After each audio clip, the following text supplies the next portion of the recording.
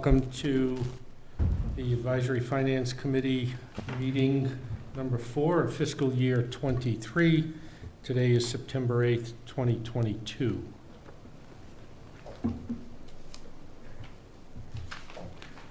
Pursuant to Chapter 20 of the Acts of 2021, meetings conducted by hybrid means will be conducted in person and via remote access in accordance with applicable law. This means that members of the public body may access these meetings in person or via remote means using the link previously posted. When required by law or allowed by the chair, persons wishing to provide public comment or otherwise participate in the meeting may do so by accessing the meeting by in-person attendance only. Additionally, meetings are broadcast in real time via Westborough TV on Verizon Channel 28 or Charter Channel 192. This meeting is being recorded, and the recording will be posted on youtube.com/Westborough TV as soon as possible after the meeting. I'm going to suggest that we hold off on the minutes of the meeting of the 29th until all of our guests have had a chance to work with us this evening. And our first guest this evening is John Steinberg, the Chief Assessor, and we're going to be speaking about the Home Rule Petition, Article 19. Hello, thank you for having me tonight. John Steinberg, Chief Assessor. I hope you've all had a chance to see the presentation regarding this and followed any of the history in it. We're excited to be bringing it forward and have done so in a way that will hopefully expeditiously pass through the legislature by taking bits and pieces from ones that have already gone through their rigorous testing of anything that contains the word tax. So are there any questions specific to this? No, I think it would be helpful, John, if you could walk us through Sure. the article. I know you did it for the board, the select board, but I'm not sure how many of us were at that meeting when you Okay, did do you have copies of it? The Home Rule Petition? Have copies we can share. Okay. Well, I brought copies, so.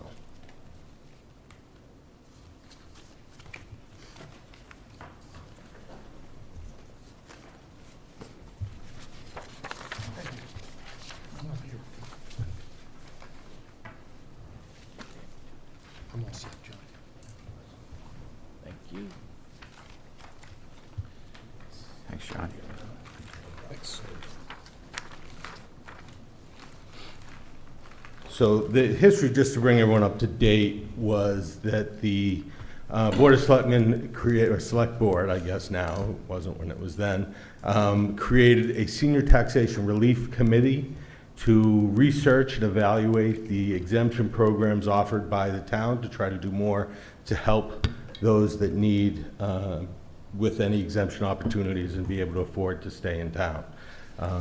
After doing that, we reported back to the Select Board a year later, and the conclusion was that within the current existing statutory exemptions, the town really does a lot. It doubles every statutory exemption available.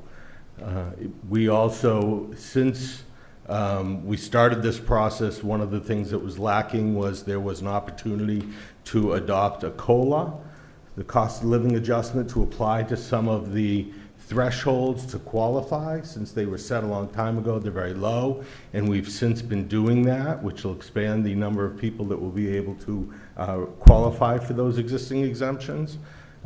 We also adjusted the senior tax work-off program.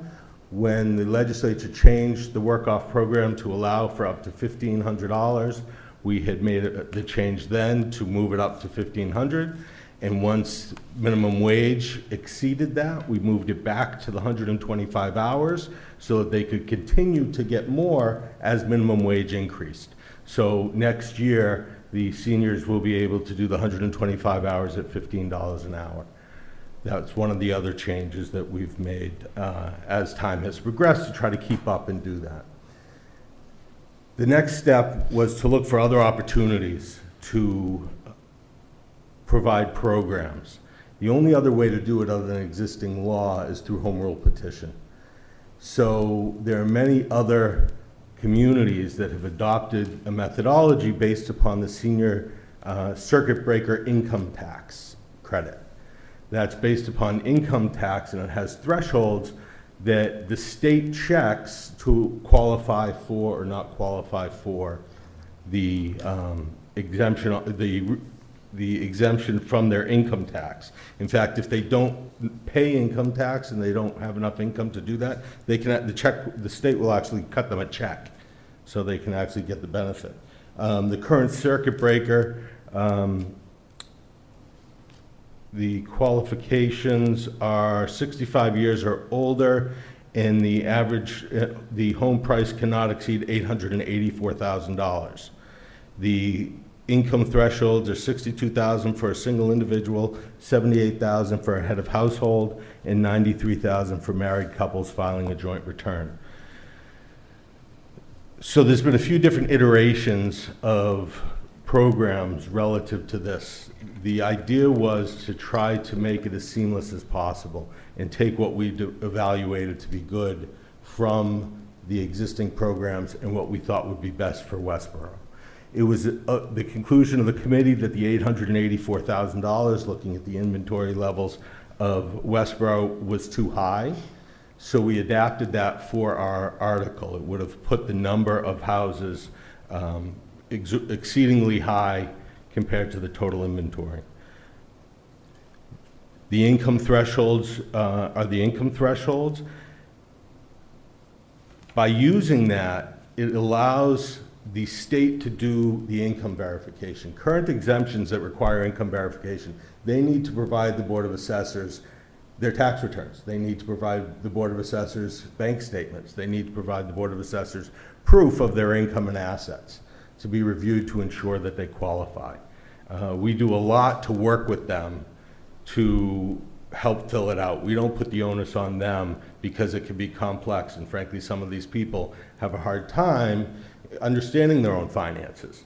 My administrative assistant, Liz, is great about sitting down with someone. She had an appointment with someone this afternoon where she sits down, she provides them a list ahead of time of what they can bring, and she helps them fill out the form. You know, we want to make it as easy as we can for everyone. But to avoid having, 100 plus more of these applications, if they qualify and receive the circuit breaker, they would qualify for this home rule exemption. One of the other criteria that we've adopted, adjusted for Westborough was many of the other communities, when the exemption takes place, it becomes a shift within the residential class, so it stays within the residential. So if they have a single tax rate, it can result in a higher residential rate than a commercial rate. Like in Hopkinton, it's like a penny or two off.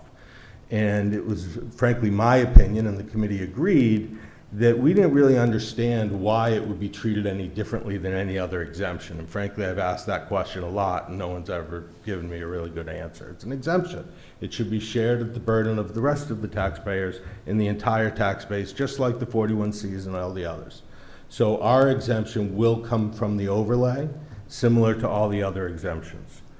That's the other major difference. When we looked at other communities to try to evaluate the impact on taxes, we looked at what percent of the circuit breakers, what percent of the circuit breaker recipients are applying and receiving the home rule exemption, okay? The number of circuit breaker participants in, let me just find that. What we found that approximately a third of the recipients of the state circuit breaker were ultimately qualifying and receiving the home rule petition exemption. And part of that is because of the renters are also included in there. Renters can get a circuit breaker, but they would not qualify for this home rule exemption because they don't own real estate. So we took a look at that relative to ours, where I would project that because we have so many rental properties, ours would probably be a little likely to be lower than others. But taking a look at the number of qualifiers that received the circuit breaker, there were 345, in the last statistic available, which was the 2020 tax returns, and they received an average credit of $1,023. And so if you took that and extrapolated it for that 1/3 of those receiving this home rule petition, it would be $105,837. And this, just one other point to note, is that this exemption would be 100% match of what they got at the circuit breaker. So the maximum circuit breaker for last year was $1,170.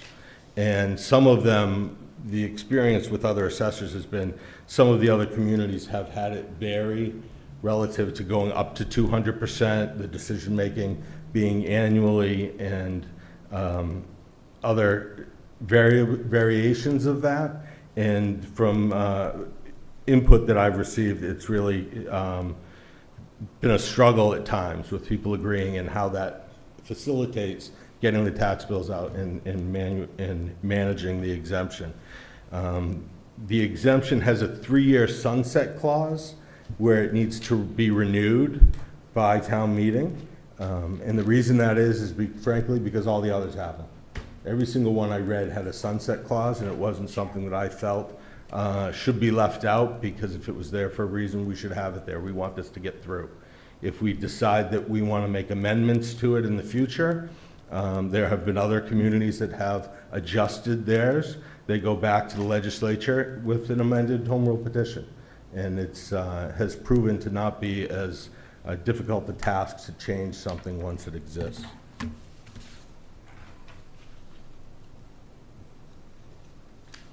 I think that's basically it in a nutshell. Oh, I'm sorry. One more thing. Relative to the cost impact to the taxpayers, it's my estimation that at least for the first 2, maybe 3 years, that this will be covered by the existing overlay. I've reduced the overlay over time. It's down from $1 million to $650,000.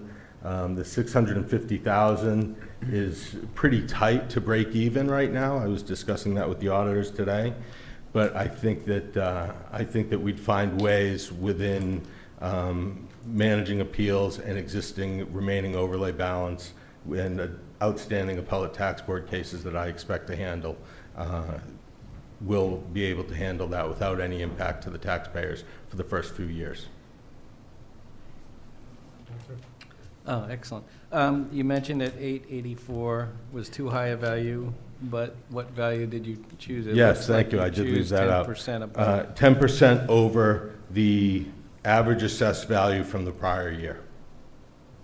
So approximately Yeah, 700 so, or I mean, six- so last year, the average assessed value is $558,000, so it would be 600. $610,000, give or take. Millie? I have a question actually on number 4. So it says the applicant has been domiciled and owned a home in Westborough for at least 10 consecutive years. So let's say that somebody moves to our community, they're widowed, they're divorced, they want a safe community. Why are we putting the parameters of 10 years of ownership on them if they're of age to not get benefit from this? I'm just curious. I think the answer, frankly, is because that's what most communities have done, because it's a standard relative to the people aging within Westborough, rather than people who have moved here and want to age in Westborough. I mean, I think the idea and the intent of the committee was to help people stay in their homes. That was sort of the goal there. And that was the goal of this. The other exemptions would most likely be more applicable for those that would qualify. This would be really geared towards those who have been longtime residents and assist them to stay in their homes. Could we do something that is outside of the norm of surrounding communities and maybe lessen the threshold of 10 years? We could. What I would say, frankly, is that I would go with what gets through the legislature, go with what we know, and evaluate the program. And once it's through in 3 years, you know, I just feel like anything you change, it's not like what's there, Right. is going to slow the process. And But my- going with what we know in times of inflationary periods, when people can't afford some of the things, that these are the little things that we can change for them to allow for higher cost in air, gas, Well, their I mean, to be medications. frank, if they just chose to move to Westborough recently, I mean, that's not the most affordable choice for someone that wants to live in this town. It's a great town, but someone who's so concerned about cost is not necessarily buying a house in Westborough these days. Young people can't buy houses in Westborough. Yeah, but this doesn't necessarily apply to housing, a house. It could be a townhouse. It could be, right? Oh, it could be a You townhouse. could own an apartment Sure. within this community. Sure, and a $600,000 townhouse is gonna have an $11,000 tax bill. Again, affordability is the question. Sure. And so the goal was to allow people to age in Westborough. I'm not saying that it couldn't be considered. I'm just saying that if you want to get it through the legislature in Massachusetts, and you want to do it expeditiously, you're not going to do that if you start changing variables. It's going to cause questions, it's going to cause problems. It's things in this state historically, if it has the word tax in it, gets put under a microscope. That's just the way our legislature is. I wish it was different. I wish we could be more proactive, but the Mass Association of Assessors Office Assessors Association has been trying to get this, something similar to this, put into a statutory local option for 5+ years. Similar to this, and just make it a local option like others.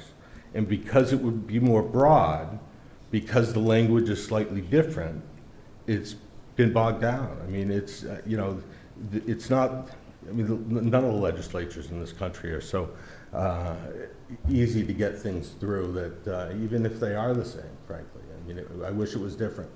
But my concern would be that it would bind it up. And again, I think part of the intent was to allow people to age in place. Which is, listen, huge proponent of that. I'm just saying, if people were to choose to come here, I think this is a precluder for them to, they don't get the extra benefit, but that's fine. I understand what you're saying. Andrew? Thank you. Is there a downside cost risk maximum based on this? Yes. Or if we were to imagine, there is, okay. Yes, there is. The downside cost maximum is, I think it's like 0.5% of the levy. It would really be substantial for us to hit that, as well as the way it reads is, I believe it's up to 100%. So the Board of Assessors could adjust that if it was getting too high. If we hit our maximum, Yep. right, the Board of Assessors would reduce that 100%. And maximum being a total cost outlay. I'm just looking for it right here. And I'm sorry, if there is a limit there, I didn't see that. I just twigged onto the fact there's numbers per person, and that could scale, unlimited potentially. Shall not exceed 1% of the tax levy. Okay. So if our tax levy is $88 million, it'd be $880,000. That would be cost prohibitive, certainly. But, there's no evidence that it would get to that. Again, in communities with less rental properties, they're Yeah. getting a third, as well as the fact that there's a ramp-up period. Typically, the communities that I've seen haven't even hit that 1/3 within the first 3 years. And just for me to do apples to apples, we talked about 105,000 per year cost estimate right now. That's 105,000 relative to that 880. That is 105,000 relative to the 880. Okay. Yeah, I mean, our levy's gonna be more than that, but that was. Sure, but I mean, just make sure, Yes. that's 180 Yes, we're doing, yes. it's 15% of Yes. what we're doing, so, Yes. so, yeah, I understand this would have to escalate significantly. Yes. Okay. Thank you. Just procedurally then, so town meeting votes for this, then it actually becomes like a bill? No, so town meeting Or votes, what happens? the warrant will be for town meeting to authorize us to petition the legislature. So after that, if town meeting votes to support it, we would then go to our legislative delegation and get them to endorse it and present it to the legislature. At the time that it's signed by the governor, it would become law. So it's actually a bill that Correct. has to go through the House and Senate in Massachusetts. Yeah, the last time I think we did that as a town, we were looking for more liquor licenses. We did a home rule Yeah. petition for 20-something So- liquor licenses. That's like a 1-year thing, a 6-month? Probably, About a year. hopefully. Go ahead, Rob. Just had a quick question. Yeah. The overlay, being new to the finance committee, could you explain what that is or how that works? Sure, the overlay is an amount of money set aside by the Board of Assessors annually to cover outstanding liabilities and exemptions. It's outside of the budget, Okay. and if there is excess overlay, as there was last year, the Board of Assessors evaluates and releases. We released 1.45 million last year, and I'm hoping after the next couple of years, once the things settle down a little bit, we will be able to do more. We used some of the overhead last year, the overlay last year to cover some items in the budget. And we released, I think, back in 2019 as well. One of the things that I try to do is, People, if they are arguing what the bill is. why the That's money because the comes tax rate is If they wanna get set, lower. and you, but people might argue their amount or something, so you Right. don't. right, correct. Your levy might correct. be Yeah, less we than have. expected. I was about to say, we have plenty of lawsuits out there where people sue the Board of Assessors if they apply for an abatement and they don't like our decision, either we deny them or don't grant them enough, they can then appeal to the Appellate Tax Board, okay, which is a state court, and we can fight it out in court, or I can get them to withdraw. I've been pretty successful at, there's a lot of people that don't want to go to court and don't want to spend money, or they can be convinced that the value is pretty right. We've vacated a lot of cases since I've been doing this.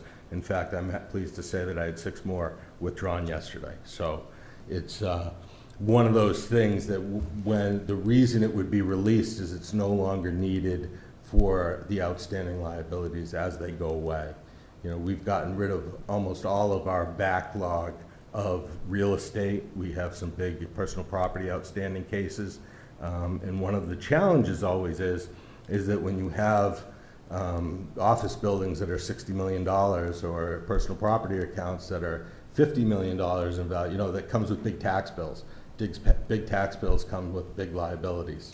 And so it's a challenge to make sure that there's a buffer there, as well as other unpaid taxes and the exemptions. The exemptions right now are about $150,000 a year. So, Thank you. Anybody else? John, we have another senior tax committee in town. yes, there's a Senior Taxation Aid Aid. Committee. I Yeah. call them Stark and Stack. Okay. Has that been active So, recently? not recently. We're actually just getting ready, trying to get ready to get it back together. We now have a fully constituted committee.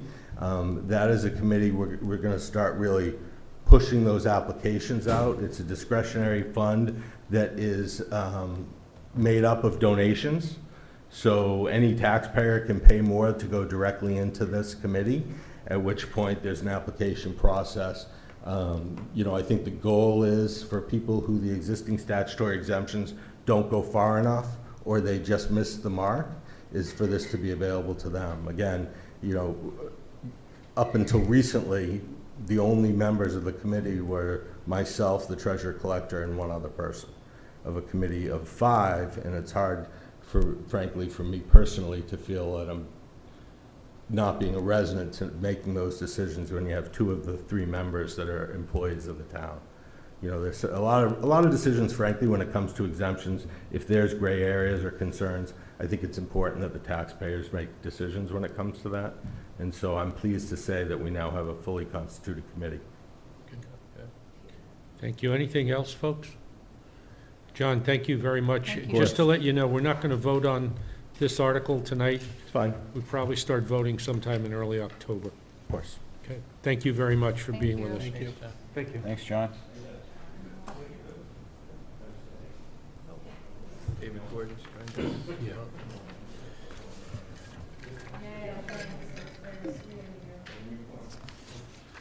Okay, next order of business is Article 5, proposed by the school department, and we have several guests.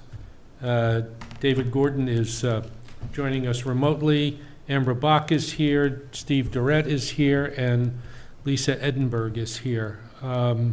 So Amber, Steve, I guess you're the two principals for this evening. Whenever you're ready, please join us.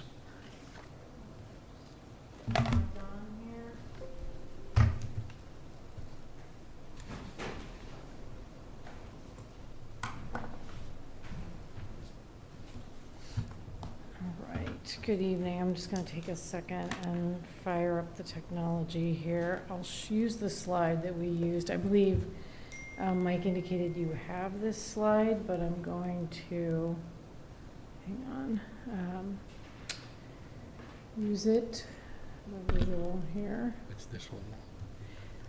While I'm doing this, Amber Bach, 10 Arch Street, as always, to check in, Superintendent of Schools. It's good to see you. We are beginning a season of time together. Usually we're here to begin discussing the FY24 budget. However, we are overlapping our time right now to talk about the current budget of the FY23 season. So thank you for having me. Last night, the school committee had a second extended discussion around this issue. And I don't know, I can certainly recap pieces of that. What I'd like to do is discuss a warrant article that we've submitted in draft that needs final vote by the school committee still. It is a warrant article seeking an additional $539,000 for a current budget gap that we are facing in the current FY23 budget. The discussion last night, before I move into discussing the framework of how we came to that number and what that looked like, and centered on a discussion of the financial options. I'll step you through. They actually had a split vote last night. There was a difference in the discussion around the number that they wanted to bring forward. I think it was a very good discussion. Mike was in attendance. I appreciated him being there.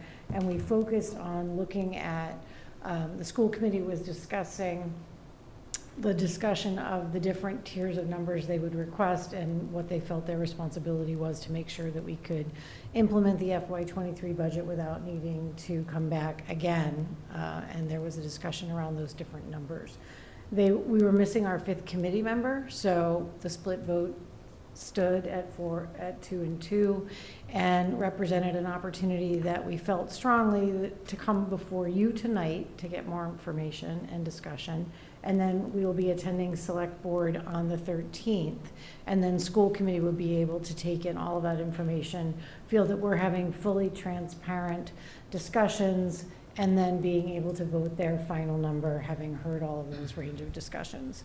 I think they also wanted you to know and understand that they take their responsibility of selecting that number and bringing it forward to you very seriously, and wanted you to hear the full range of conversation before they take their final vote. So while it was a split vote, I thought that they would select a number and I would be discussing a singular number with you. I actually think that the range of the discussion and the quality of what it brings us to makes sense. So at the end of the year, again, we closed out FY22. And so FY22 impacts FY23, and I'm going to start there with a brief discussion. Annually, you know, we cannot deficit spend. So as we close out the FY22 budget, we historically have utilized a opportunity to do up to 3 months of prepayment of tuition-based costs for out-of-district students. And I'll explain the context of what that is and set that for you. But historically, at the close of the FY22 school year, any remaining funds, any tuition-based rollover, any opportunities we have to anchor remaining funds from 22 allows by law that we can do the 3 months of prepay of tuitions. We have historically done that over multiple years, and what that has allowed us is to basically carry a stabilization fund for tuition-based changes that occur year to year across the span of the year. Several years, we also carried $100,000 of circuit breaker that we would hold out and hold aside for unanticipated costs to tuitions and outplacements that might occur. And over the last several years of budget cuts, we dropped that $100,000 and included it in our overall budget planning in order to demonstrate just the fiscal responsibility to bring in the tightest number we could. So the number that we're discussing relates to our out-of-district placements for special education students. So annually, we prepare a budget. You always discuss that circuit breaker gap page. We talk about the money we get from the state that helps us pay back a portion of what it costs to outplace students to out-of-district placements if their special education needs are beyond the capacity of the district to meet their child's needs. And when a child outplaces, it can happen anytime during the year. You can also have move-ins. This year, of the 8 students we'll discuss, 3 of those were move-in students. Already in outplacement, their families moved to Westborough. Those costs are immediately transferred by the last residential community to us as the new residential community, and we acquire that tuition payment and need to begin making it annually when the child arrives.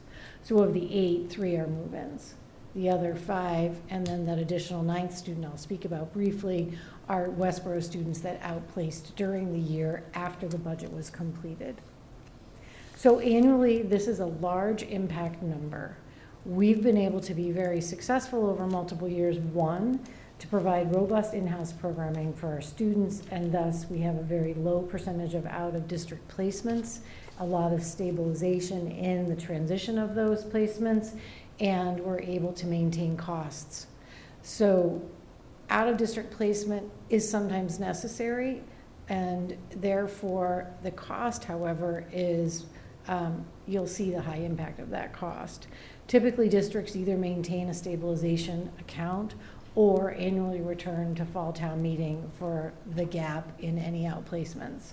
That's not typically a process that we've used, certainly in since the beginning of my 9th year as superintendent of schools, have never returned to request additional special education funding in my time here. So it certainly is what we consider an anomaly that's represented, I think, by the impacts of parts of COVID, students that were at home for extended time, an increase in anxiety and mental health concerns, and an escalation in some of the complexities of students and their needs beyond our ability to program for them. So, we were certainly tracking the intensity of those needs last year. So at the close of FY, as we moved through 22, we voted the budget for FY23. It was approved in December. It came forward. We moved through its defense and approval at March town meeting. Between the number of submission and the completion of that budget, we had those 8 students outplaced through the span of FY22. We utilized the stabilization funds set aside, as well as other additional cuts, to make sure that we could manage paying the tuition costs through the close of 22. Those costs then left us in a deficit in that we closed out FY22 with no prepay available to us funding-wise at the close of the year to build the stabilization rollover. So we ended the year with the tuition payments made and the stabilization fund serving its purpose. And we're hopeful that we might have additional funding savings from transportation and other types of costs that we might accrue some capacity to garner some prepayment at the close of the year. We were not able to do so. So we enter FY23 with no prepay available to us. So we are in the current budget year with a known gap, encumbered funds, and outplaced students with an unbudgeted tuition impact. That is, at the August number, the $539,000 that I requested. funding not known and not available to us when we did the budget. Between when I submitted that August number and now, a ninth student outplaced to an additional $89,833. That's a sampling of some of the cost impacts of those out-of-placement tuition. That's an annual cost. That doesn't include the transportation. Transportation runs between 10 to 20. Our furthest placements might be up into 25. We carry additional transportation funds for that reason, and we'll anticipate being able to leverage coverage of those costs. You also know last year the state started paying some reimbursement for tuitions, and so we'll see some offset there available to us at the close of the year. These placements can range anywhere on average from $60,000 to $300,000 a year. So one of our more expensive residential placements in annual cost is at $302,000. So that's a high-end example of an impact cost. And then down to when we can place students to collaboratives and some other shared programming, which is more cost-effective, it will range into the $60,000 range annually. Again, not inclusive of the transportation. So these are big impact costs. And then each of the tuition out placements you have annually, you receive all of the increased letters to their annual tuition after budget season is complete. So I get those letters in the summer, and they indicate their annual tuition increases to us after budget. So typically, the prepay has picked up the differential in those, and they are pretty unchecked settings in terms of their private placements. They annually just send us the increase. We don't have any particular leverage, no districts do, to say that's too much, or, so they range between 5 to 15% annually as an increase to those costs. So, you're looking at big numbers, and annually we manage them internally with currently, just to give you some benchmark numbers so you can get a target range. Across district, we have roughly 4,000 students. We have about 640 students on special education plans.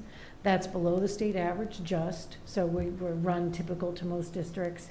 And we have 41 students in out-of-district placements. That's a relatively low number in comparison. It's higher now with these 9 students that have placed out. Again, I think for us and our trajectory of the years where we've watched the outplacements of students, we see this as an anomaly.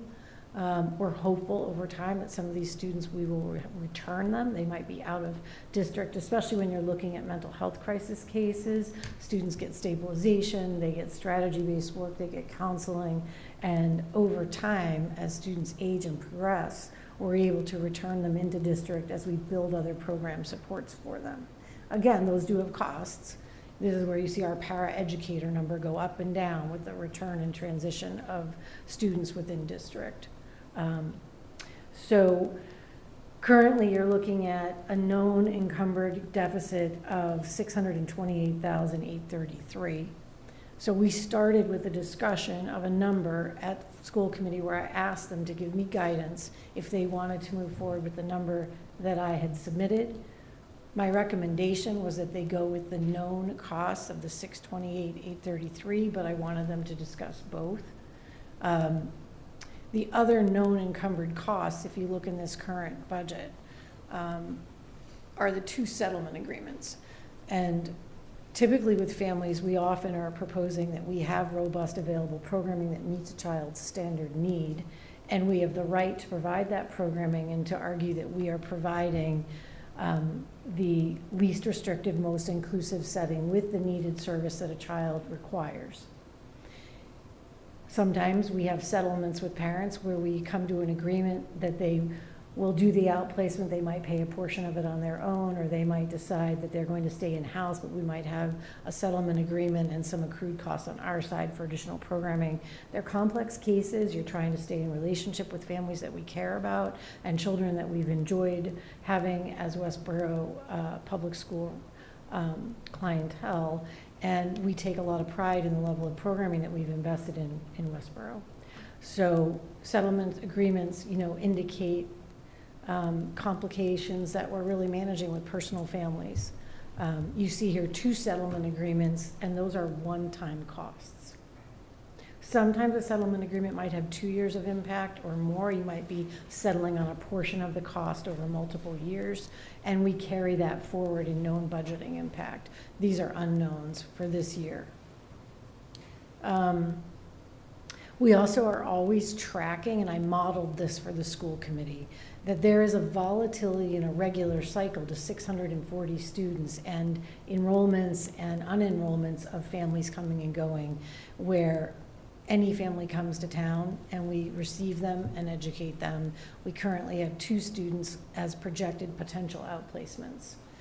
Those are tracking right now at potential settlements or at potential settings where they could go, and you see, again, the cost hovering around $90,000 for each of those.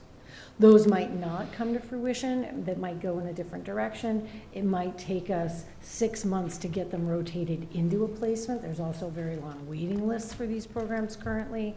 And sometimes while we're waiting for the trajectory of an out-of-placement to come available, a student might stabilize or we might build other programming around them, and sometimes they'll defer their out-placement. Typically, this means that we're in process enough that we have an identified number and we're looking at 2 students that we're discussing. If you look at those numbers, these became the numbers of discussion benchmark that the school committee engaged in last night. There were 2 kind of cogent arguments that were taking place on the committee that led to the 2-2 vote. One of those was a discussion that we should bring forward the full anticipated potential impact within this year's budget as it's currently known, as I put it in front of them. And there was a discussion to bring forward the complete request, which would have been the total of those numbers, which is $938,287. There was an argument to include the potential outplacement of these 2 students, anticipating that either these 2 will go or across the span of the year, we annually have several that might come and go. And currently, we're not carrying any of our prepay available to manage those internally. So that was the range of conversation.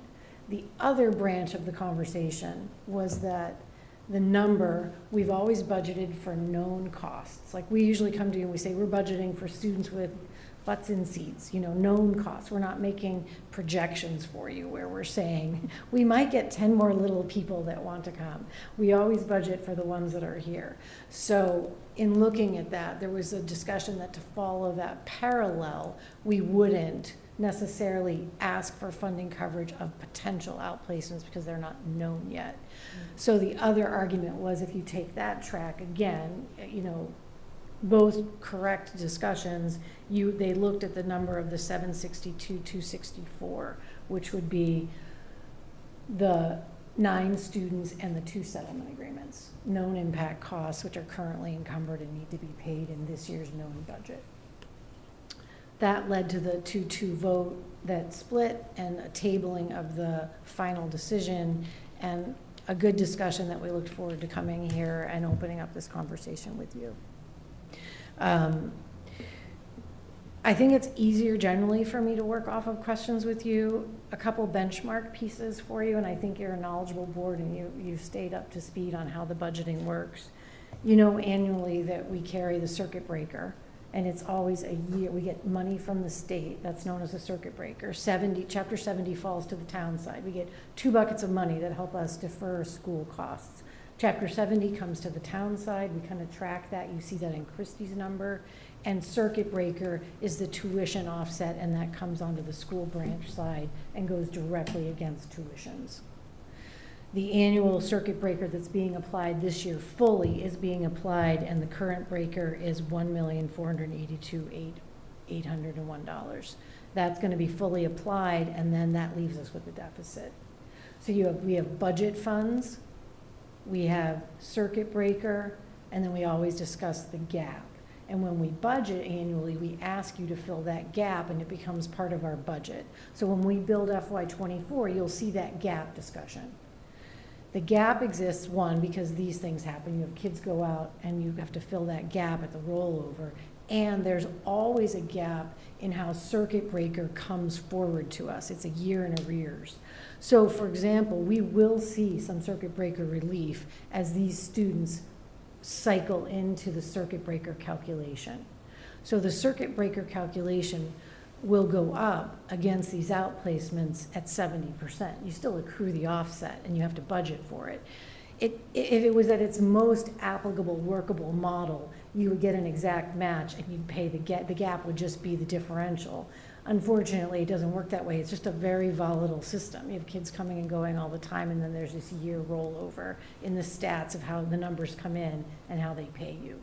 So we do anticipate that when we build FY20, we know the number for FY24, it's FY23's, we will build FY25 and we'll get that FY24 bump, and it will hopefully stabilize at a higher rate.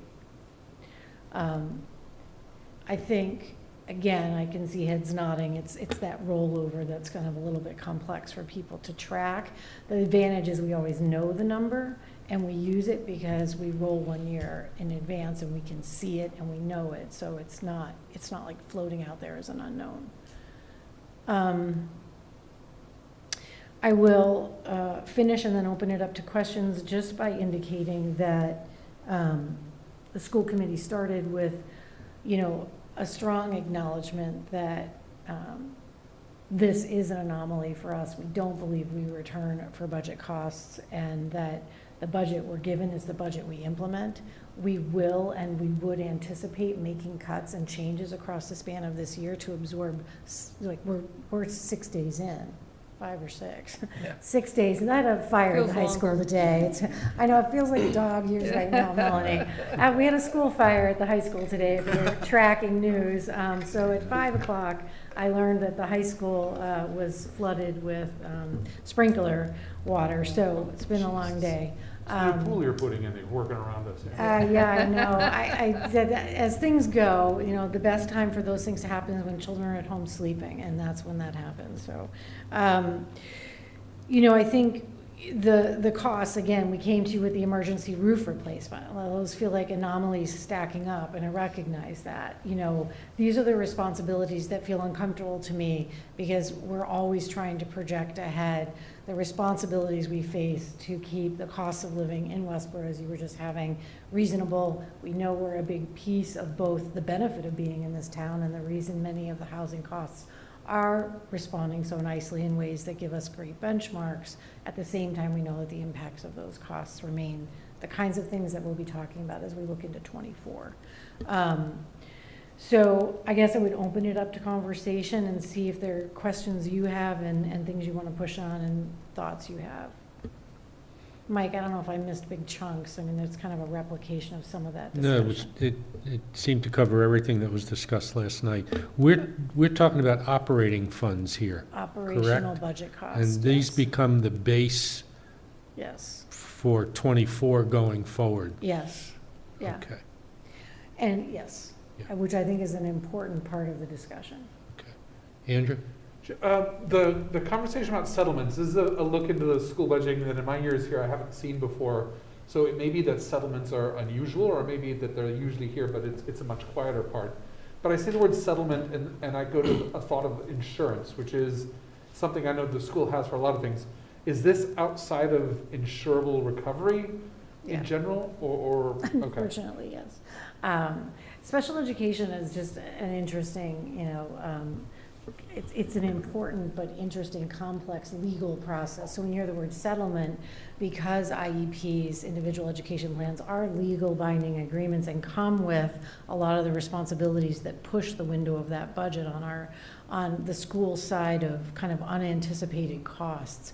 The only relief you get is through circuit breaker. Okay. So when we get into cycles, there's all sorts of impacting costs. You get legal costs, because we have to bring lawyers to all of that work. The vast majority of all of that is part of our annual budgeting, that is the daily implementation of the decisions that happen when we're looking at tracking the kind of, we meet every other week with the special education team and the business office just to track the trajectory of the movement of this level of funds. And I think that's just part of the complexity of the industry. So those impact costs, they hit you, they come in when they come in, and you owe the bill. So there's a part about special ed that has to do with the bill just coming in. You know, and last year there's other arenas that function like that.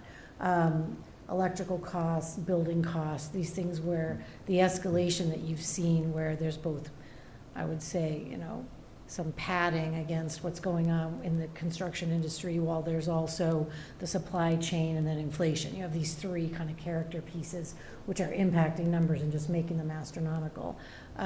Those things hit us as well. And typically we would have culled some portion of potential prepay, but all of those impacts really snowballed on us and are somewhat related to COVID, I think, still.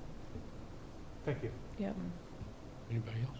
I have a question. Melanie? I was just wondering, so in listening, you said early on y'all had kept about 100,000 in a stabilization. This was a side, Yeah. right?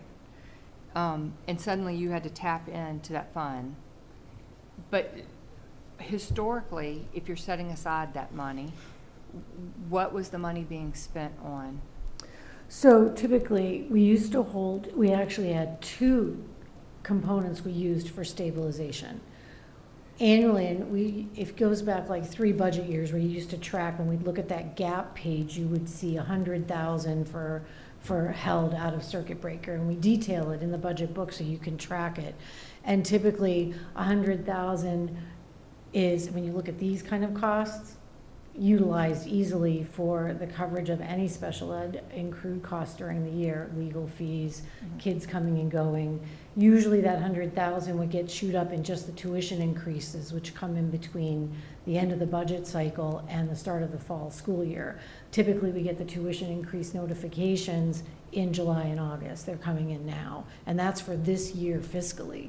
So the 100,000 was used easily annually against those costs. The portion where we would have had year to year, the areas where you get some of that rollover in the sustainability is that we had the 3 months of prepay, and if you didn't expend that, it would then, like any stabilization fund, you'd get that rollover, and it would give us that available. So for example, the 100,000 gets utilized. You easily use that in a year in the sped budget just because of numbers. But the additional prepay was the other thing I mentioned, where you can pay up to 3 months of tuitions if you have funds available. So if it didn't get expended, we would use it as the rollover for the prepay the next year. And it just carries us for coverage. But then it hit us, and you had all these students go out, and we crushed both of them. So we haven't carried the 100,000 for 3 years, but we crushed the whole prepay, just covering the students last year as they progressed through FY22. Do you know what the prepay rollover account looked like prior to COVID? It varies. I mean, it'll vary against a couple things.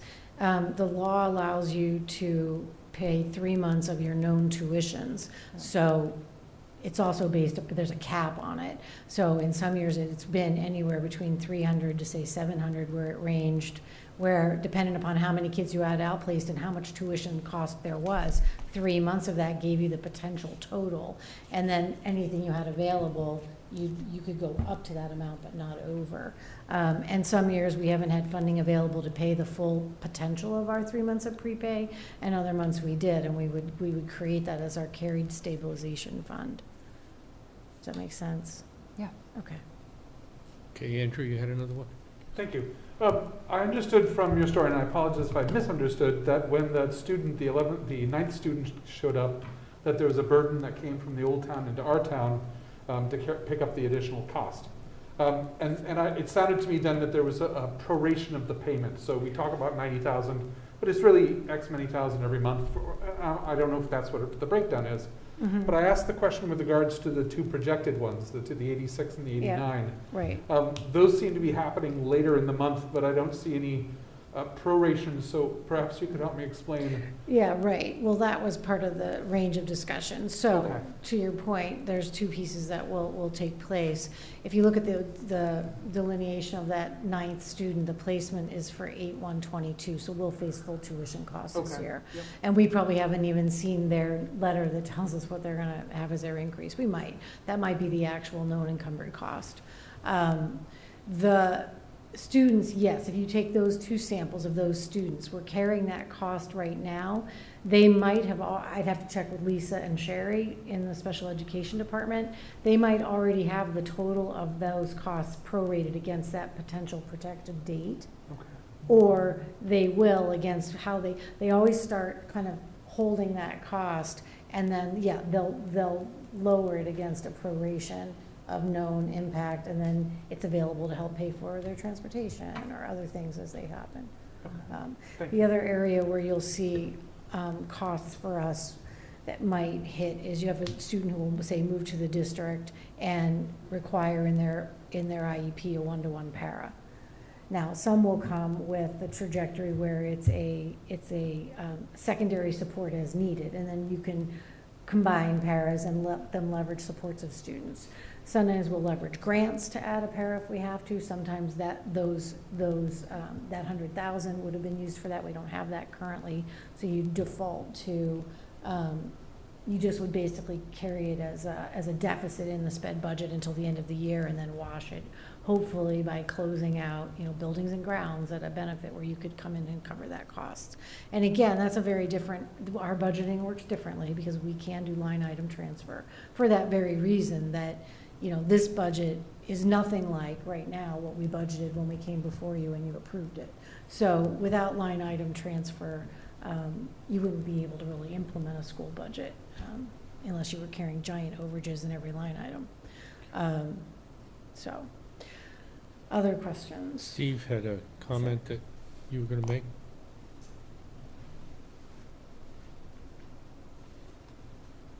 Yeah, I guess Amber's made a clear presentation of what was and what is. I just want to talk about what is. As you know, if there's a settlement against the town, it comes right off the top of the cherry sheet. You have to spend that money. This is exactly the same thing. In the past, we had the option of knowing these things that she's talked about. We put, if you will, a buffer in our budget going forward so that when these things happen in a normal trend, we have enough money to cover it. As you know, the town's process in Massachusetts is you cannot deficit spend. And so each town has to balance the books at the end of the fiscal year. These charges are new money, and when the bill arrives, it comes right off the top of what the town meeting has already voted for this fiscal year. What does that mean? It means that whatever number you choose, we don't have to pay based on our plans for the school during this year, based on the discussions that we presented to town meeting. So this is not a normal budget discussion. This will hit and subtract money from what was planned for the program for the school year, this current year. Amber talked about how the state deals with these funds going on in the future. We don't get reimbursed for them in this fiscal year. We get reimbursed for a portion of them in the following fiscal year. And it's part of the planning that she said. So, as Mike knows from our discussion last night, if these numbers hit us, and let's say it turns out to be the 722, which is the 628 in the next two, adds up to the 722 or 726, that's money we don't have. We did not budget for it, and we'll lose it. And in fact, what it means is that we will have to do something else within the school budget in order to balance the budget. If we get none of it, obviously it's potentially $1 million hit against our current budget, for which we don't have the money. How do we do it? Since we know that about 85% of our budget is salary, you know what that means. It means that we would have to lay people off. So this is a serious discussion from my point of view, which is what number do we put in the article and go to town meeting with? Because if these things happen, that money will have to be paid. It's not a discussion. It will already have left the budget. And so our discussion last night with the school committee was simply to be conservative. My wish was to put the number that we think it could be, and through the process of discussing with you and the Board of Selectmen and things that may develop between now and town meeting, that we could ask for less money than what would be in the warrant. As you know, we're not allowed to increase a warrant article amount by more than 10%. So if we picked the 726 total, and these things all come to pass, we're dead. We're gonna lose I think it's $100 and something thousand, which still is a significant amount, and it still has to come out, more than likely, out of salary. So my argument last night with the school committee was simply, in this case, it's more important in my mind to be conservative and reduce the number based on what our need is than to go in with the low ball, because you'll see us again trying to make up the difference if we end up with the wrong end of the stick, if you will, in terms of this process. So I just want to make that clear to you in terms of how you think about this, because it either means a second town meeting if we're short, or reduction in staff. And it's just that simple. Andrew? So those last two expenses are not a fait accompli. They're They're- estimated, projected. There's nothing guaranteed that they would happen, so what Oh, would, there is. The argument is there. What Amber said about settlements that is on- how you reduce them. Okay. not the settlements, I was talking about the last two. Yeah, the last two are projected because we think they're real. Well, I expect that that's true, but we don't know if it's 11-1 or if, Yeah, 1-1 yeah. next one. So And so my my, question would my be- point was, if it came in less than those, Yep, we could reduce the article number that we would present to town meeting. okay, I guess. But if the it goes the question- other way, we can't. Right, well, you also wouldn't know if it was moved to 1-1 because the town meeting would have already happened. My question to you, though, is if there was an ask that was at the top end and not all of that was spent, because it's possible it wouldn't be, that some of that is flexible. Correct? What happens, does that money flow to next year's, the buffer that you guys were talking about? Yes, that's where it Okay. would go. That's how we could rebuild it, because right now we have none. Not only do Yep. we have none, but we have a deficit of 726, or as much as 900 and something in that I have total. a quick question. Yeah, Melanie, go ahead. So you said we can't deficit spend. Correct. Okay. that Whether I it be us or whether it be you. Right, no, I understand. But can you save, I guess is my next question, in this town? From year to year, if there were a surplus, you could set it Only by aside? the mechanisms that we're allowed to use by law. And Okay, Amber discussed a couple of them, and there are a few others, which is if we have excess money at the end of the year because of luck, yeah. we might buy books, pre-buy books, we might pre-buy supplies, which means that we reduce the budget ask, if you will, for the annual town meeting. But if we built like a $300,000 softball field that didn't go before the town, Well, that number if- looks if it- similar to the unanticipated if it cost at wasn't the in the bottom budget, line.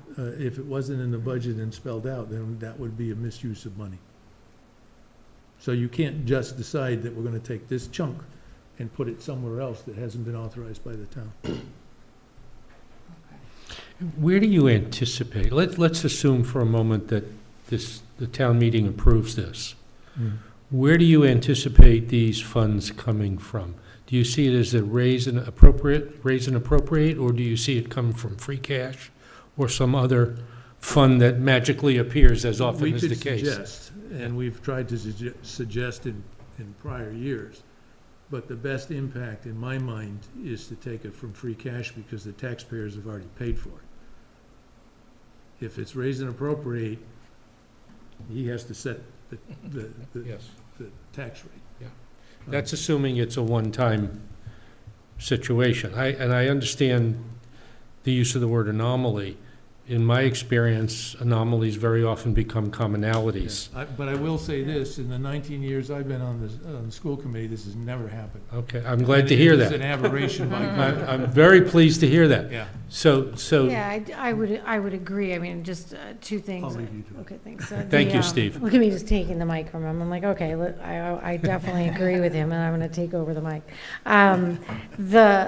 it is an anomaly. I think we've had immense stability in our capacity to budget and plan and program for our special education students, as well as our, 3,200 additional students. And one of the things we've never done is played those students off against each other. We're a high-performing district with expectations for students who have high expectations for themselves and their performance and opportunities. We have never in this community played off a student with learning complexities on one end of the spectrum or the other, that one would compromise the other. And I think we're immensely proud of that, and we try to do that in a fiscally responsible way. But it is an anomaly to see a trend like this, and it certainly isn't something that we're going to lean in on. We feel that we have available programming in this district. Students are supposed to be in their least restrictive, most inclusive environment, and that is their public schools. And we hold that line, and we work really strongly with families around that. So I don't, and I would agree, Steve's got a much longer history than me. I know, again, I'm into my 9th year, and this is our first time seeing these numbers escalate in a way that we weren't able to. Just the fact that we're having the conversation, you're saying settlements and things like, we have those every year. That 100,000 would have covered them from year to year. We have annually the stabilization of that prepay, and in a year where we would have done the softball field, we had savings from transportation that year, which we applied against that and had that discussion at this table. I will pull the notes, and I will come back before you and justify that field as a discussion we held in front of you and offered as an opportunity not to have to put on the town. And I believe we had agreement that that was an opportunity we should take.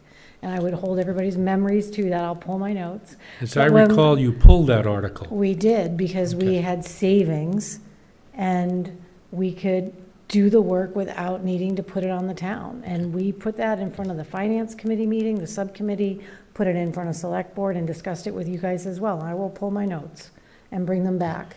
Because I don't think there's a need to do that. Well, I think I've heard, when it gets mentioned, I think it's important. Okay. I'm not defensive about it. I think it's an important, relevant conversation, Melanie, and Yeah, I I'm think comfortable having it. Actually, Yeah, it's a serious, Two would equate. yeah, it's two, The amount that you're asking for an unanticipated cost, yeah. and what we put into a softball field, had we saved it, we wouldn't be having necessarily the So, discussion. so to that point, I said, I think we already had maintained the prepay within that core budget to our capacity of available rights. So before we would have said those funds were available because of savings we had in transportation, because of COVID, and released those to cover the field, we had already set aside the prepay, which was the responsible budgeting process to do, because it was the most important funding option to make sure we had in order to manage our special education accounts. So, the fiscal responsibility of the budget lies with the school committee and with me and with the CFO of the district, and we're competent and we do our job. And we can pull any number and come back and look at it and are comfortable explaining it. But I think within the jurisdiction of open discussion, we always keep those discussions transparent and are happy to continue to have them. Anytime we don't have to bring a warrant article to the town and can leverage budget funds in order to cover those costs, it's within our budget rights to do so. So I consider it fiscally sound to not put it back on the town. And we can leave that as an opinion that's within the right of the scope of the work.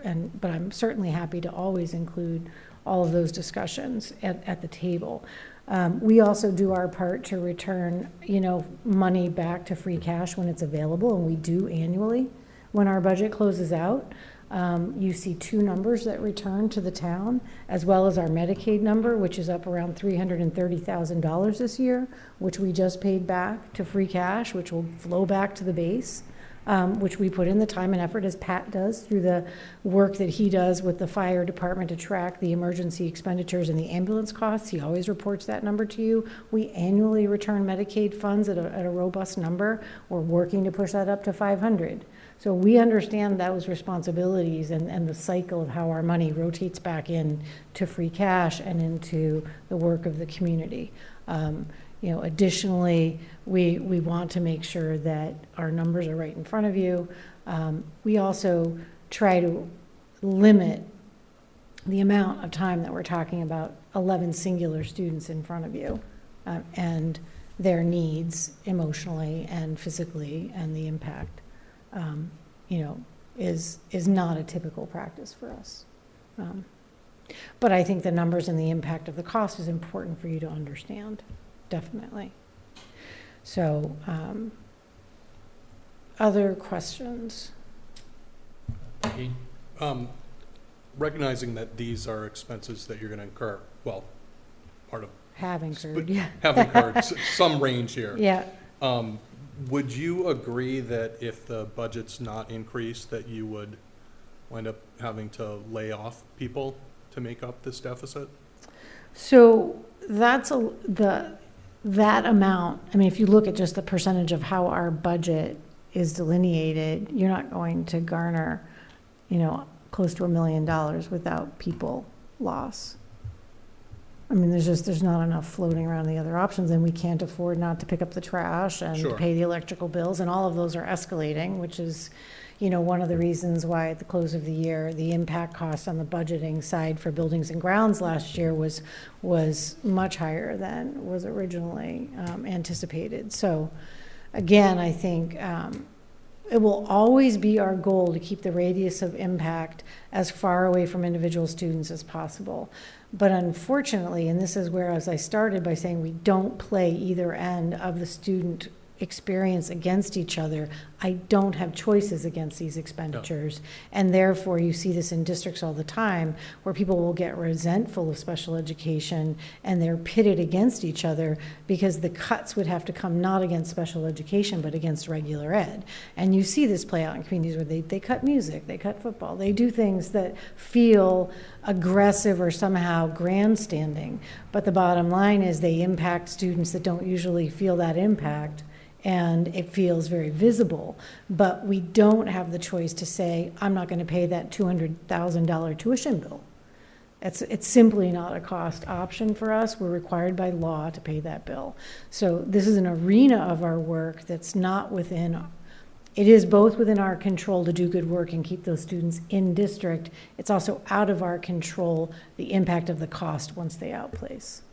So again, we really work hard that we offer a full appropriate scope of educational opportunity to any child that comes here and provide that in a way that's equitable. So arguably to cut staffing and experiences for students that aren't impacted by this particular benefit doesn't seem equitable. And I would say that on town meeting floor. It's not equitable to have one cost that doesn't impact everyone become a deficit for others. So those are the choices of public education, and we're bound by those obligations. So, I think we take that if that 92,728 could benefit multiple people, that would be fine. It's one kid. And so I can't choose not to pay that, but it has impact across the cuts I would have to make for others, and I don't consider that a choice I would ever recommend as a superintendent. It makes it hard choices and difficult discussions. It's not something we feel good about, but it is a truth, and it's not a truth that typically comes in front of boards beyond the school committee, because we've had a rotational cycle to handle it. Lisa, you want to make a comment? I want to make it really clear. Lisa Edinburgh, 8 Nash Street, that the school committee was in between two numbers, which was students 1 through 9 plus settlement agreements. That was a number of 672,260, can't read my writing, for. And then the other one was students 1 through 11 and those settlements, which was a 938,285. I want to make sure when we talk about that equity piece, she's talking about the whole amount. When we're talking about, what a great question you had, Andrew, about the prorated costs of the students 10 and 11, that would be an interesting discussion to have, to know what is the true cost to the FY23.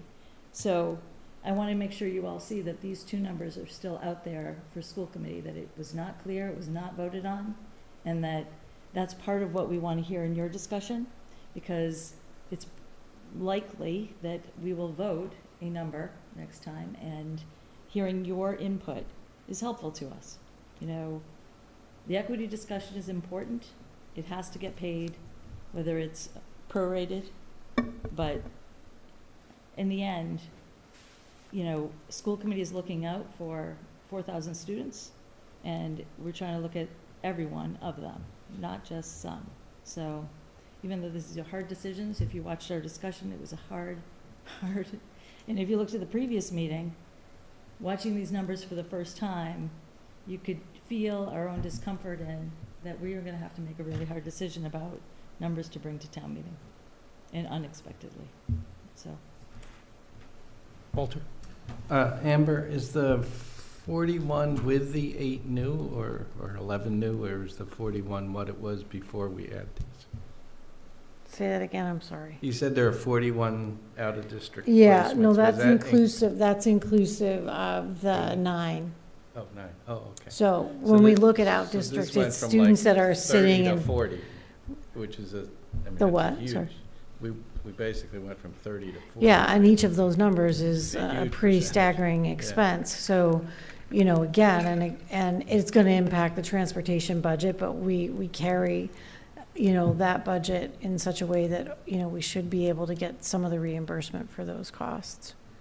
And we typically would cut, you know, late buses, and we have double runs sometimes that save us. I mean, transportation is another kind of revolving complexity with a different set of criteria that impact it. But, you know, there's a lot of volatility in kind of each strand of the large chunks of the budget. The staffing, it tends to be fairly stable, and then those certain parts of the budget roll over with a continuity, and there's not much movement in them. But there's certain areas of impact just based upon every time we double a bus run, I don't pay for the second run. I scratch it out on the bill, and we carry that as a savings that we can apply against, you know, other deficits. So those are fiscal responsibilities that require just ongoing maintenance of the district as we progress through the year.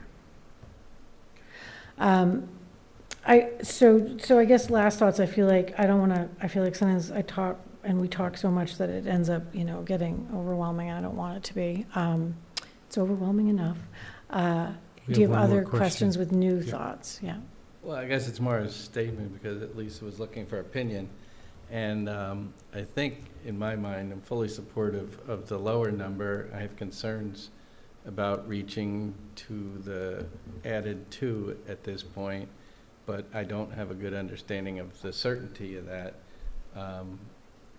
As was said, we've always done the budget by what we know, and things come, things go. So the fact that it is probably most likely a raise and appropriate, I don't know that this would be done with free cash, because next year's budget, you'd have to put free cash into that, or you're going to absorb the $1 million next in our budget we're going to talk about in a couple of Right. weeks. Right. I mean, arguably, yes. And we've had this, we've had this discussion multiple times. You always hear Christie and the select board say you don't do operational costs with free cash.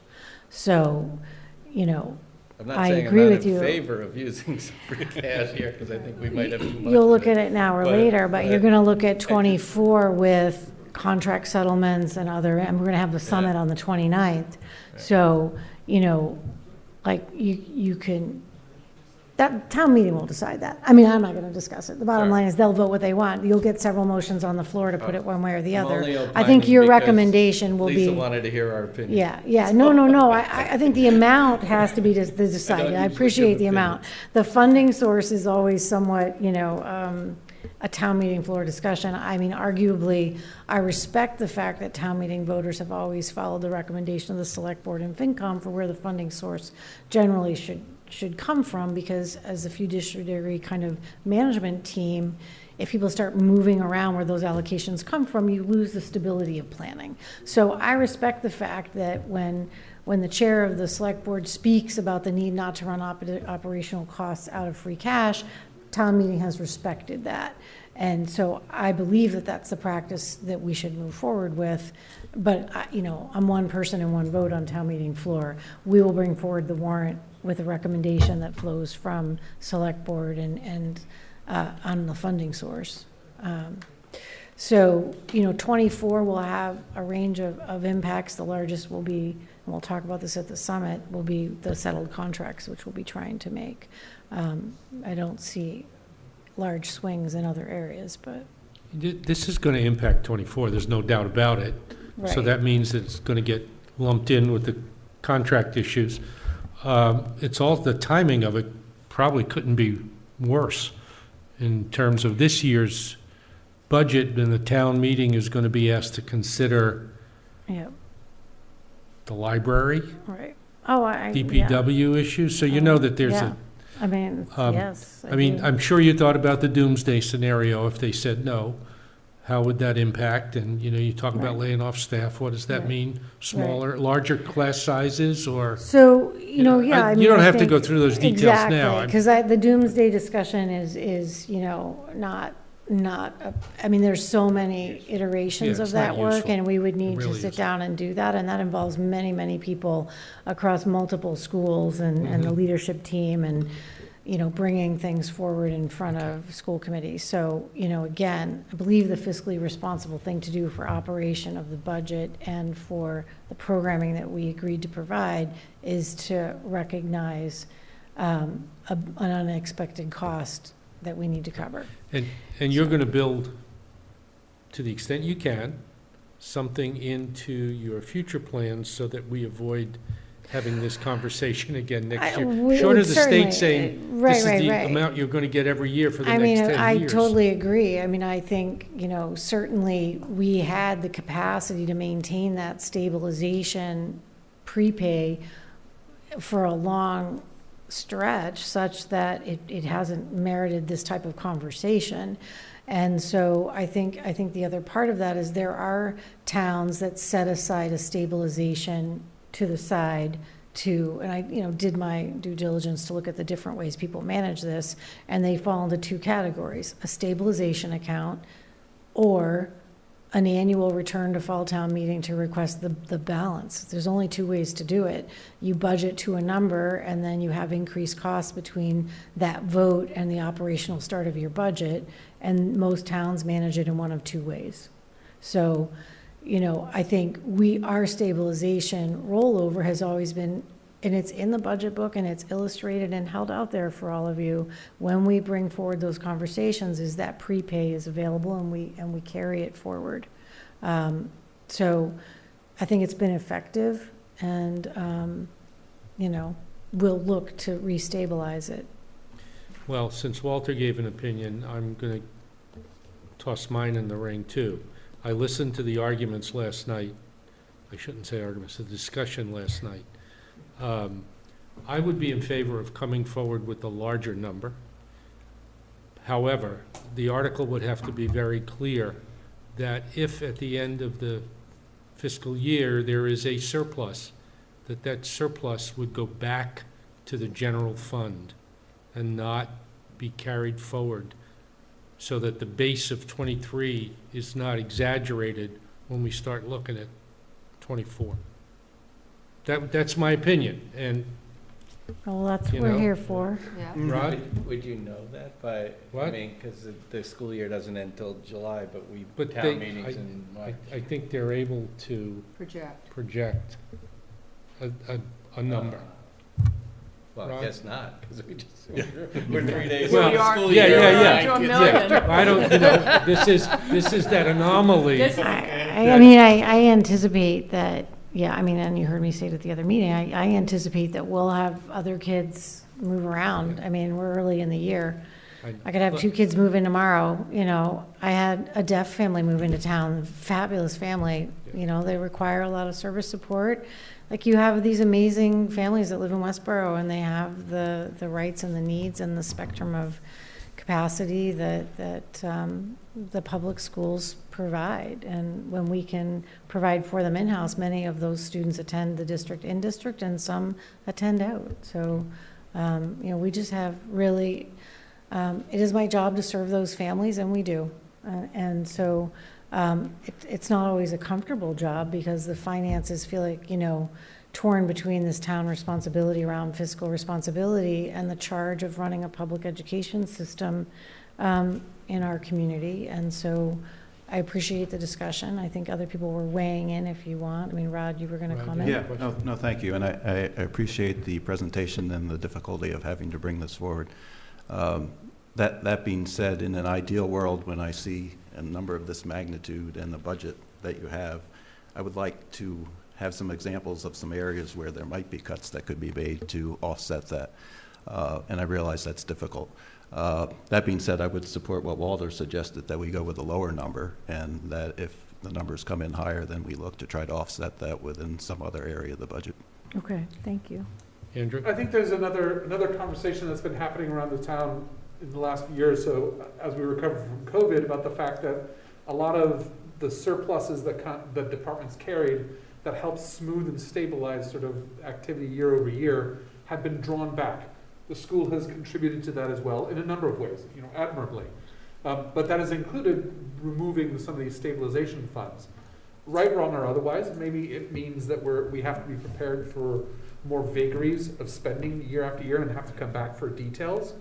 Or we as a town, and this is not a school statement, this is, as a town, we allow the fact that some of our departments need to be able to carry something to mitigate with stabilization some of these fluctuating values over the year.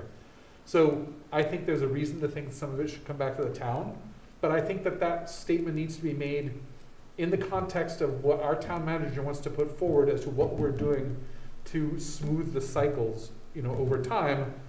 Free cash has money, all these other little stabilizations. We have a lot of these little pockets of money. How are we going to start building those back up so that we have the buffer we had before? Or are we not, and we're accepting these vagaries? So I don't want to rush to put it all back to the town if we are going to have a strategy at the same time that says we need to start building up some stabilization. So counterpoint or enhancement to the thought that you had.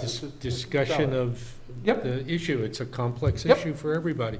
Steve, you going to make a comment?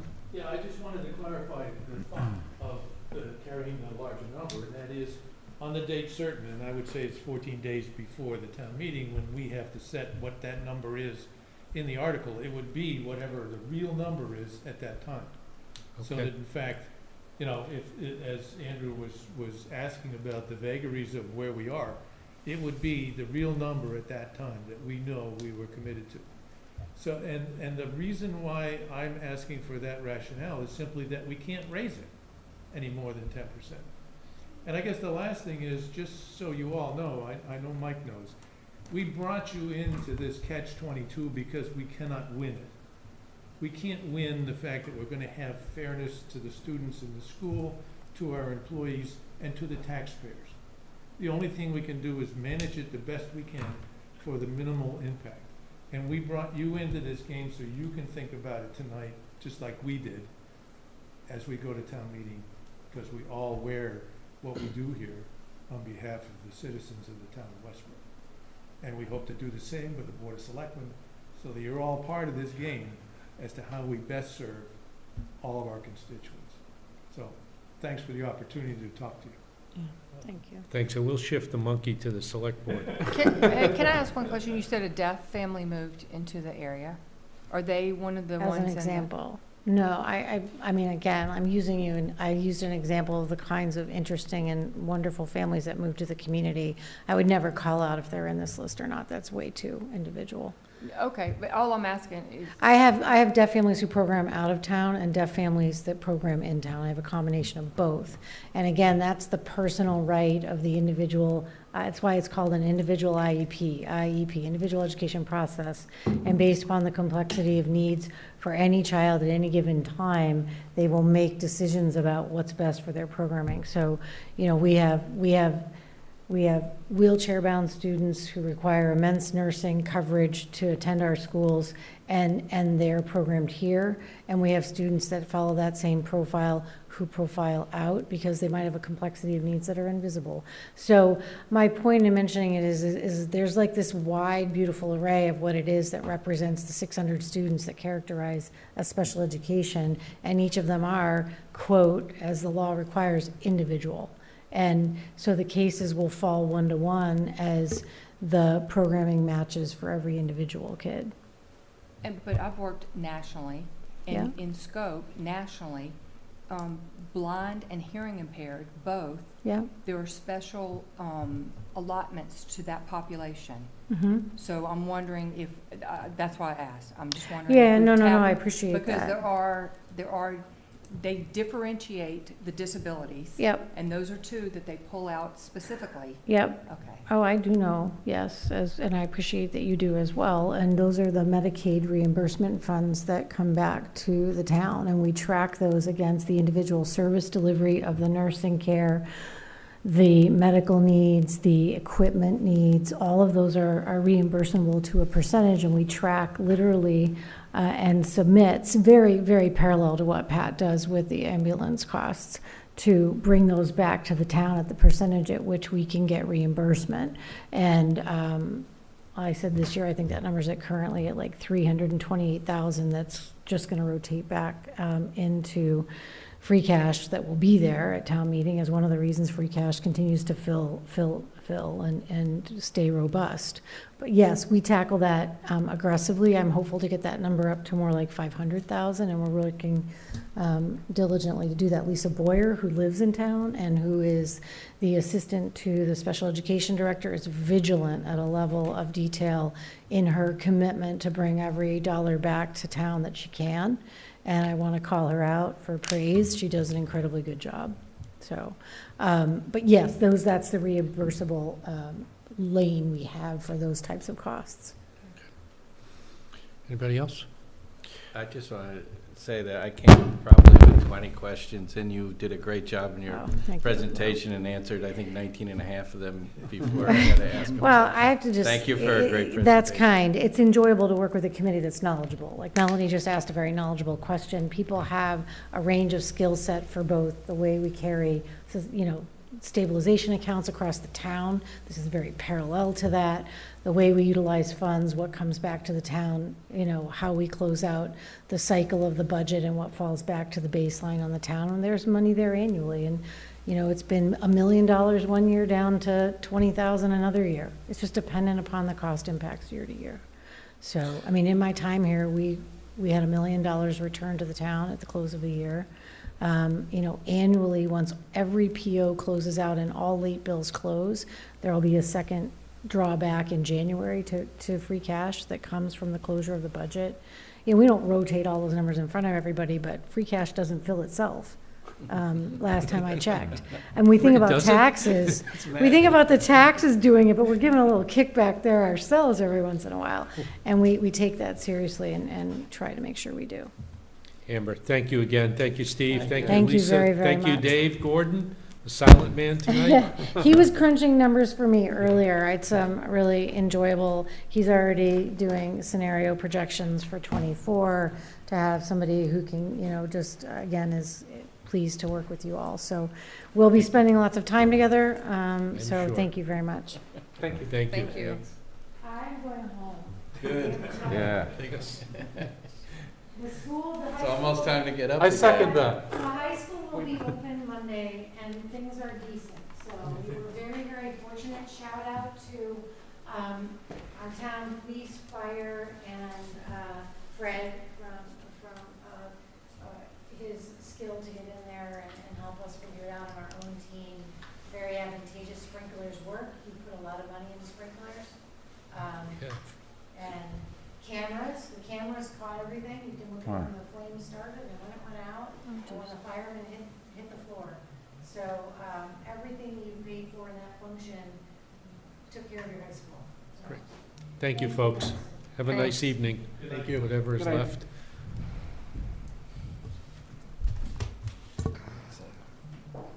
Well, that was a sobering discussion. I guess the only thing I just could summarize and say, please take the time to think about this. It is complex. It's, a difficult problem for everybody to deal with. But we have to deal with it.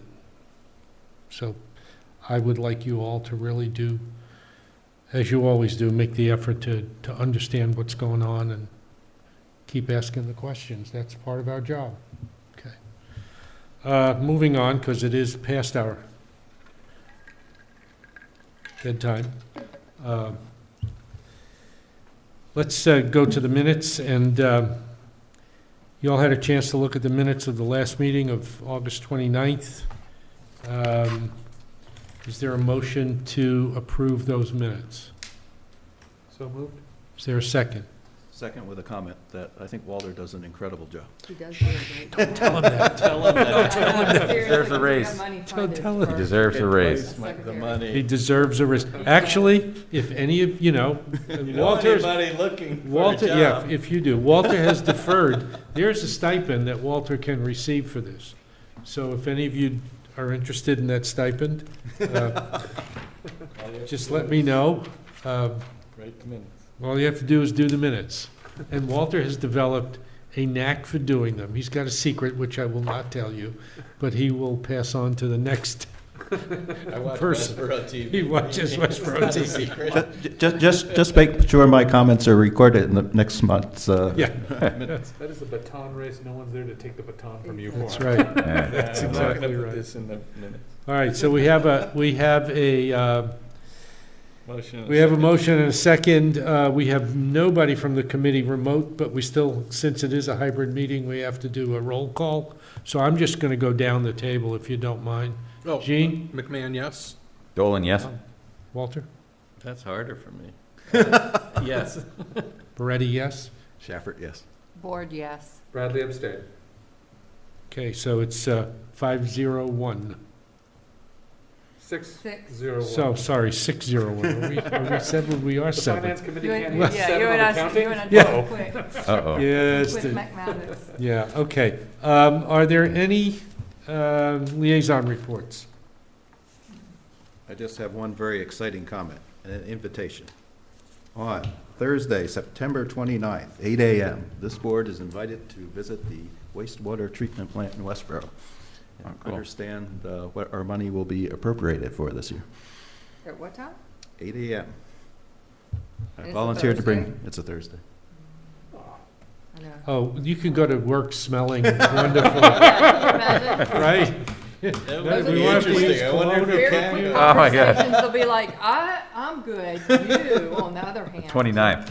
29th? 29th. Yeah. Could you share something like by email or something? I would Yeah. love to. Yeah, you have consider that, everybody's but you don't email, have- right? Yep, If you yep. could circulate that, that would be good. Yep. But we got to get back to them to let them know. Yeah. Okay. I guess The there's number? some, did I see something that steel-toed shoes were required? I'll double check. There were some caveats in terms of, Oh, but, okay. I'm sure we can figure it out.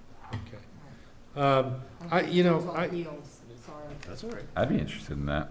I could go through what I learned last night, but Amber's going to cover a lot of that on the 29th, so I'm not going to go through it and spend the time this evening on it. There are no liaison reports. I do. Yes, I'm sorry. I'm meeting with I forget who it is for the Sustainable Westborough tomorrow, so that's kicking off. The other one that I had was the Town Building Committee, which you were gonna look into and see if there's a contact. If you responded, I don't know that I saw it. Municipal building. Yeah, Municipal Building Committee, Committee. thank you. I did. Let me go back and double check then, I apologize. Well, let me just see what I have here. Have you, Andrew. has there been any contact about capital committee at all? He No, got no. appointed. Nothing new. There's Nothing, I mean, they haven't any meetings or anything? No, and our season doesn't usually pick up until much closer to the end of the year. Okay, So that in and of itself wouldn't be unusual, so. okay. So the Municipal Building Committee is appointed, the appointing authority is the town manager. I gotta get back to Christie on it. I will follow up on that, Andrew. Thank you. Um, Only if we want to have it staffed. If we don't, then I'm not gonna rush to do something that we don't have to seek filled for. And you mean you don't wanna go to another meeting? Yeah. Okay, for the, this is a, heads up warning, Monday's meeting is in the Great Hall across the street in the Forbes Building. Okay? And we're going to be meeting with DPW and the Economic Development Committee. We have not had a number from the library. Is that correct? No, they're coming on the 15th. No, I know they're coming, but weren't they supposed to open, what was the bidding process? Weren't they supposed to have some? Bidding process, there's, Whatever. the the process they architect were is using. a cost estimate, Yeah. the project manager does a cost estimate, and they reconcile. So they haven't done that yet. I think they That meeting are was pretty today. close to it, because they were, this week. And so we're meeting next week on the 13th, and they have to present it on that night to the select board. So we will have those numbers for the 15th when we're here. Good. Hmm. Okay. Yeah. All right. So that's, because you remember the second part of that equation, the construction manager was hired about 2 weeks ago or a week and a half ago. So that they had to wait for that. They want 2 independent analyses that they work through. Okay. It's the All right, plan. So fair we will have the numbers, but they're not. public Okay. yet. Has there been any discussion about having clickers at town meeting? Should I talk to Wendy about that? I think Wendy has recommended, and, I think they We'll usually have- are there. I think the last time they weren't because of the concern about moving the date again. Yeah. And you couldn't, So Wendy'd be the one to ask if it's already lined up? Yeah. She would know that they already signed up, because they would already Yeah. have signed up by now. John Yeah. would know that. But John couldn't I make it don't think you tonight. could influence it, but you can find out. Okay, Yeah, anything 'cause else? okay, cool. Anything else that we need? Good, can I have a motion to adjourn, please? So moved. Second, Dolan second. All right, we're going this way. Andrew, Bradley, yes. Board, yes. Shafford, yes? Ready, yes? Leslie, yes. Dolan, yes. McMahon, yes? Thank you, folks. See you Monday night, Great Hall, I know, I noticed that. 7 PM. My apologies. No, that's all right. The DPW, there's a lot of DPW I articles, write so lots of notes. they're gonna go through.